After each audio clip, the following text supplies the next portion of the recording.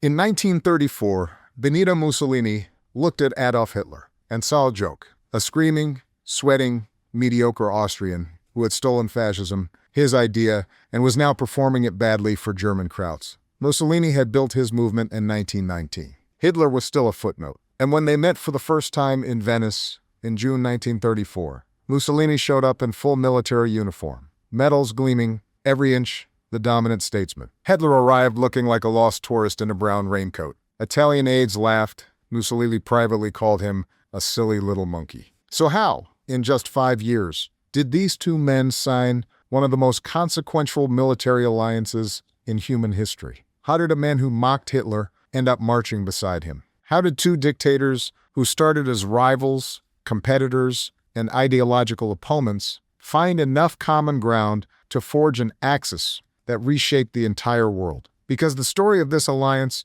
is not simply about hatred or ideology. It is about ego, opportunity, shared ambition, and two men who each believed the other was a tool they could use and control. One of them was right. One of them was catastrophically wrong. But before we get there, we need to understand what actually pulled them together. And it starts long before anyone expected it to. Two worlds, one idea, fascism before the alliance. Long before the handshakes, the treaties, and the marching armies, there was an idea. A single, burning, violent idea that two men on opposite sides of the Alps developed independently in different languages, in different countries, from different wombs. And yet, when they finally looked at each other across a conference table for the first time, they recognized something in the other that no one else in the world quite understood. They recognized themselves. Mussolini was born in 1883 to a blacksmith father and schoolteacher mother, grew up brilliant and hungry for more, and by his 20s was editing Italy's top socialist newspaper, already wielding his gift for crowd-moving rhetoric without restraint. Then came World War I, and it broke him open and rebuilt him into something different. Mussolini abandoned socialism entirely. He became a ferocious nationalist, believing that Italy, which had fought alongside the Allies and lost 600,000 soldiers, had been cheated at the Paris Peace Conference of 1919. Italy received almost none of the territories it had been promised. Italians called it the mutilated victory. That humiliation became the fuel that powered everything that followed. On March 23, 1919, in a rented hall on the Piazza San Sepolcro in Milan, Mussolini founded the Fasci di Combattimento, the original fascist movement. Nationalism, anti-communism, glorification of violence as a political tool, the belief that a strong, iron-willed leader was superior to the mussy compromises of parliamentary democracy. These were the founding principles. Within 3 years, his black-shirted followers were beating political opponents in the streets of Italian cities. On October 28, 1922, Mussolini's forces marched on Rome. King Victor Emmanuel III, terrified of civil war, handed him the government. At 39 years old, Mussolini became the youngest prime minister in Italian history. He called himself Il Duce, the leader. Meanwhile, in Munich, Germany, a struggling, bitter 30-year-old Austrian named Adolf Hitler was watching every single move. Hitler came back from World War I just as humiliated and furious, joined a fringe party in 1919, rebuilt it into the Nazi Party by 1920, and watched Mussolini's every move like a student studying a master. And he studied Mussolini obsessively. Hitler kept a portrait of Mussolini on his desk throughout the early 1920s, a documented, historically verified fact. He read Italian fascist newspapers. He modeled his movement's aesthetics, his rallies, his raised arm salute, his entire visual language of power directly on what Mussolini had built in Italy. On November 8, 1923, Hitler launched his beer hall push in Munich, a direct conscious imitation of Mussolini's march on Rome from just 1 year earlier. It failed catastrophically. Hitler was arrested. He spent 13 months in Landsberg prison, where he wrote Mein Kampf. But even from a prison cell, he never stopped looking toward Rome. Because in Mussolini, Hitler did not see a foreign leader. He saw the blueprint. But here's what nobody expected. The student was about to surpass the teacher. And that shift would change everything. Admiration turned serious, what each man saw in the other. By January 30th, 1933, the student had graduated. Adolf Hitler was appointed Chancellor of Germany. the man who had spent the 1920s studying Mussolini from a prison cell, copying his salute, imitating his rallies, hanging his portrait above a desk in a Munich apartment, that man now controlled one of the most powerful nations on earth. He was no longer a footnote. He was no longer an imitator. And Mussolini, watching from Rome, felt something he had never expected to feel about Adolf Hitler: unease. Because the dynamic had shifted overnight. Mussolini was still the senior figure, still the established dictator, still the man the Western world knew and, in certain circles, reluctantly admired. British newspapers had praised his efficiency. Winston Churchill himself, visiting Rome in January 2027, had publicly called Mussolini the greatest living legislator. Mussolini was the reference point, the original, the man who had made fascism respectable enough for dinner party conversations in London and Paris. But Hitler's rise changed the mathematics entirely. Germany had a population of 66 million people. Italy had 42 million. Germany had an industrial capacity that dwarfed Italy's. Germany had a military tradition, a technological base, and a geographic position that made it the natural heavyweight of continental Europe. The moment Hitler consolidated power, which he did with terrifying speed, dismantling German democracy completely by 1933. Mussolini understood that a second fascist power had arrived. And this one was larger, stronger, and potentially far more dangerous than his own. His first instinct was not partnership, it was competition. When they finally met in person June 14, 1934, in Venice, the encounter was almost comically revealing. Mussolini arrived in full military dress uniform, every button polished, every medal precisely placed. He spoke no German. Hitler spoke no Italian. They communicated through interpreters, across a table thick with diplomatic awkwardness. Hitler, visibly nervous, talked too much. Mussolini, visibly bored, listened too little. At their first meeting, Hitler came across as a nervous, fidgety tourist next to Mussolini's theatrical authority.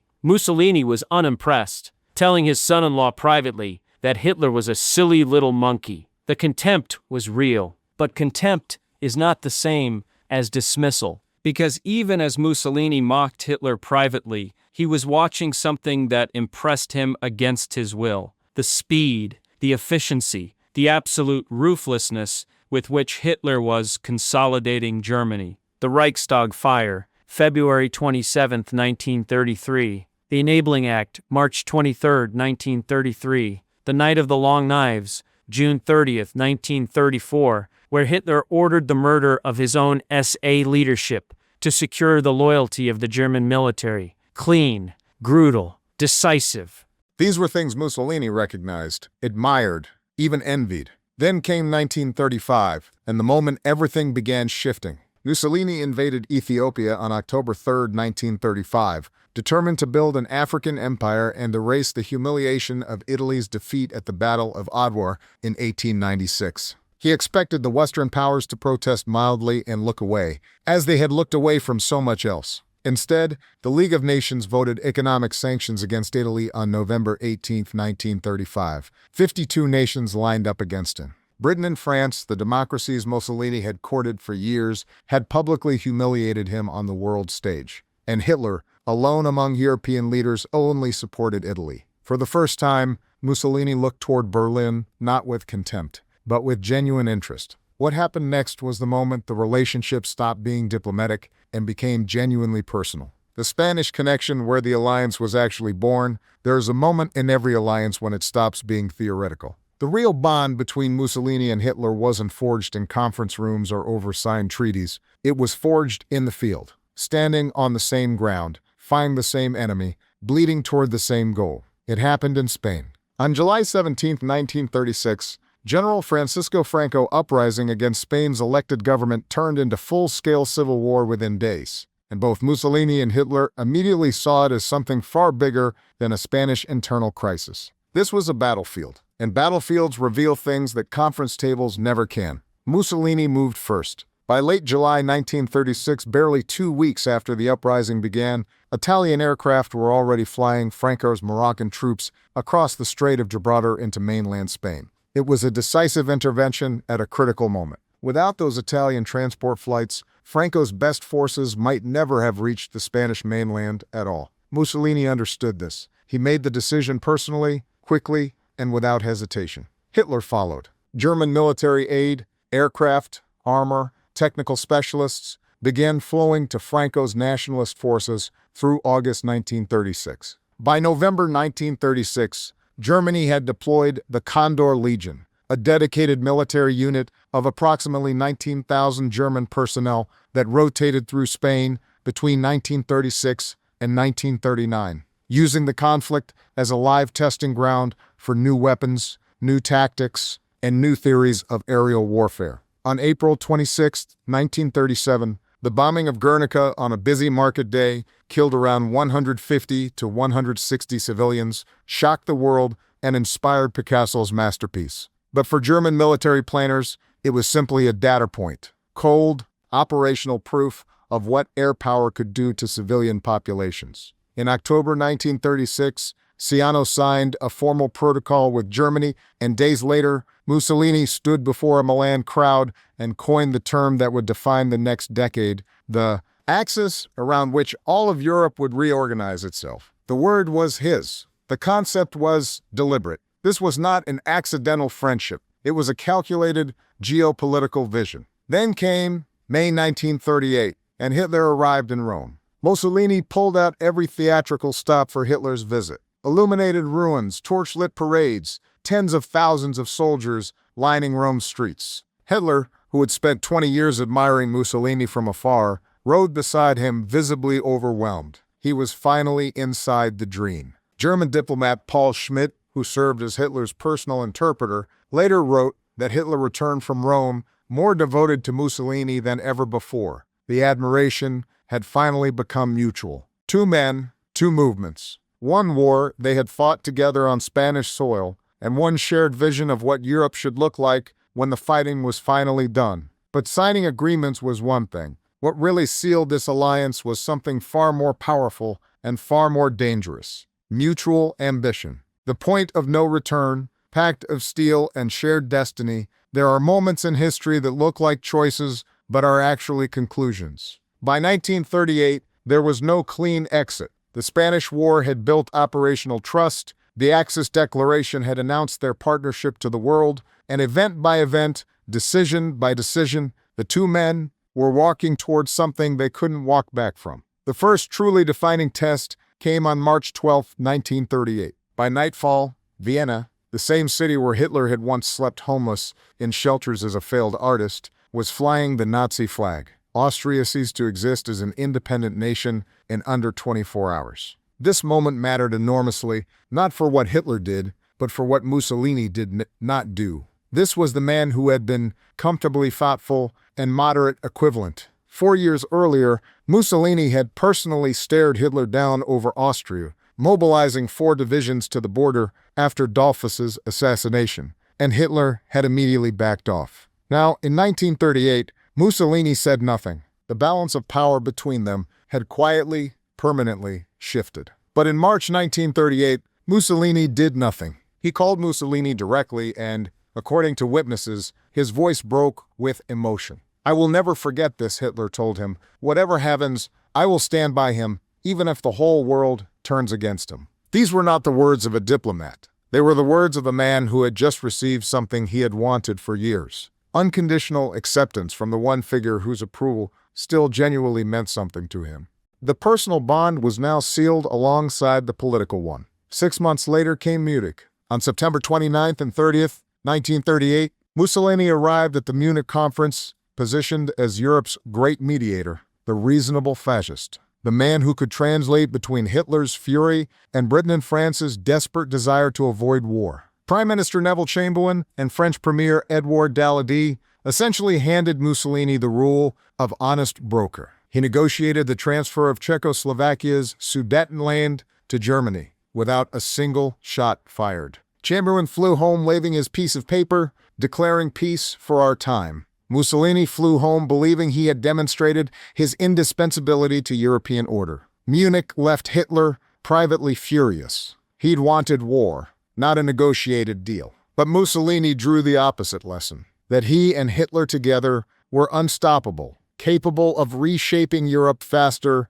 than anyone could resist. It was a dangerous thing to believe. That conviction drove him toward the final, irreversible step. The Pact of Steel bound Italy and Germany into full, unconditional military alliance, and Ciano knew it was a mistake even as he signed it. Italian military chiefs had told Mussolini plainly they needed until 1942 or 1943 to be ready for a major war. The army was under-equipped, the navy underfunded, the air force running on optimism. Mussolini signed anyway. He signed anyway, because by May 1939, the alliance was no longer purely strategic. It had become something more powerful and more irrational than strategy. It had become identity. They believed they were building an empire together. What they were actually building, neither of them fully understood yet. The ideology that bound them, deeper than politics. Treaties can be broken. Agreements can be rewritten. Political alliances dissolve the moment they stop serving their purpose. But ideology is different. By 1939, Mussolini and Hitler weren't just convenient allies. They were two men who had traveled different roads to the same dark destination, sharing a vision of what civilization should look like and what it needed to destroy to get there. Ideology had done its work on both of them. The deepest bond between them was not the Pact of Steel, it was anti-communism. Both men had built their entire political identities on the same foundation, the conviction that Soviet communism was the ultimate civilizational threat. Mussolini founded fascism in 1919 explicitly to crush it. Hitler absorbed the same terror from Munich's post-war chaos that same year and never let it go. Every political calculation either man made ultimately traced back to the shared enemy. Then there was the cult of leadership itself. Both men genuinely believed, not as propaganda, but as sincere personal conviction, that history was made by exceptional individuals, not democratic systems.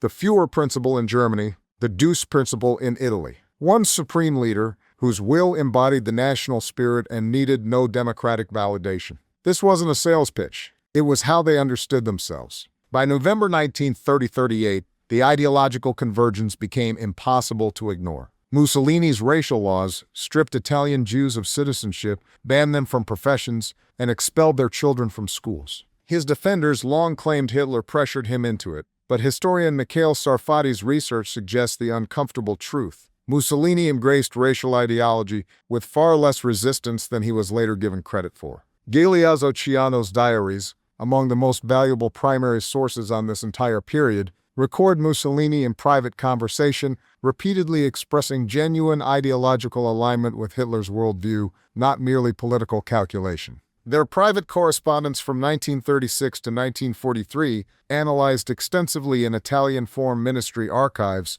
reveals something historians didn't expect beneath all the rivalry and ego, something approaching genuine mutual respect. They were not opposites who found each other useful. They were mirrors who recognized the same reflection. And that question matters, because the answer tells us not just what happened between these two men, it tells us how alliances like this are born in any era at any moment in history. What history tells us, the anatomy of a dangerous alliance. History does not repeat itself exactly, but it rhymes loudly. And the alliance between Mussolini and Hitler is one of the most instructive rhymes in modern history. Not because it ended in catastrophe, but because of how completely reasonable it appeared to both men at every single step along the way. That is the part that should keep people awake at night. When historians began seriously re-examining this alliance in the 1990s and 2000s, the dominant question shifted. Earlier scholarship had focused heavily on Hitler's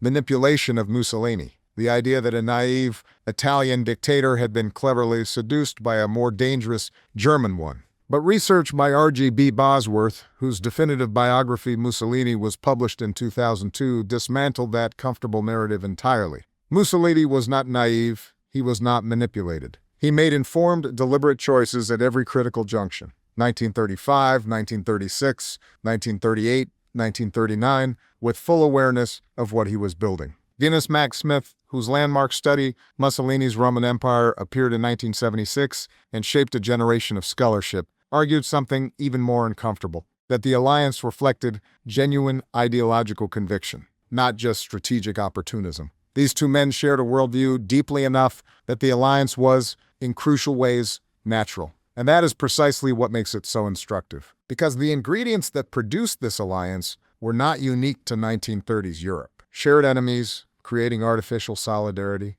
Democratic weakness, signaling to authoritarian strength that aggression carries no real cost. Two ambitious leaders, each privately convinced they were the senior partner, each believing they were using the other more than being used. National humiliation converted into expansionist fury. The slow normalization of each radical step, making the next radical step feel inevitable. These are not ancient ingredients. They are permanent ones. The Western democracies played their role too, and historians have never fully allowed them to escape it. The League of Nations sanctions of 1935 that isolated Italy without actually stopping it. The appeasement at Munich in 1938 that confirmed to both dictators that democratic governments would sacrifice principle for temporary quiet. Every miscalculation by London and Paris pushed Rome closer to Berlin. Weakness, it turned out, was its own kind of matchmaker. Mussolini and Hitler became allies because the world they inhabited rewarded their partnership at every early stage